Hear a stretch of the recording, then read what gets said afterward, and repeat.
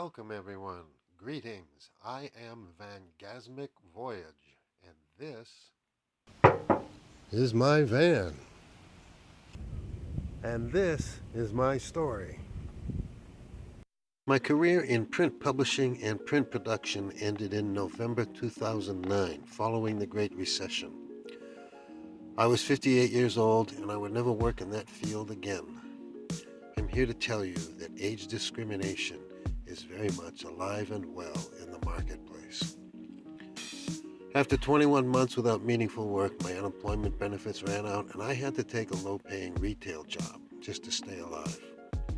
My son had also lost his job and had been living with me, so we moved to the ghetto due to the high rents in our hometown, which we could no longer afford. We survived 6 years of hell in a crime-ridden and violent neighborhood, trapped there in our poverty. We were victimized repeatedly, and I'm not talking just about vandalism and threats, I'm talking life and death struggles. In our neighborhood, there were 9 homicides in the first 9 months of 2017. That's one a month on average. When we moved there, my son was employed as a PCA, a personal care attendant, who was caring for his mother, my ex-wife, who was in failing health and living with us while she recovered from extensive surgery. In 2013, my son suffered a brain injury as a result of devastating epileptic seizures, and he now requires 24-hour supervision. With my son unable to work, I took over his PCA job and earned $3 an hour more than my retail job was paying me, and I was so delighted to quit that job.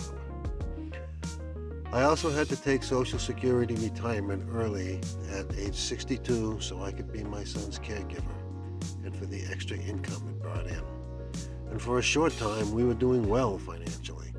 We had enough money saved to find a better apartment in a nicer neighborhood, and I had already begun looking at apartments. Then, in 2014, my ex-wife died.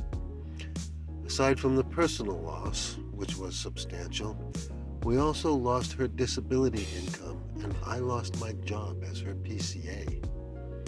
Our household income dropped by $2,400 a month, overnight, just like that. And it looked like we would never be able to escape the ghetto.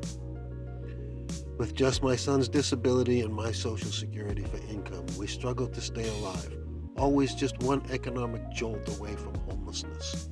Our living arrangement was untenable. Sooner or later, something was going to break, and we would end up destitute. Finally, the inevitable occurred. Our rent was set to increase in just a few months, and we had been priced out of the rental market. There was nothing we could afford to rent anywhere in this entire region anymore. Fortunately, I began receiving a caregiver stipend last April. It wasn't a lot of money, but after 7 months, I had saved enough money to buy the van. That stipend was our ticket out of the ghetto, and the van was our wheels to go.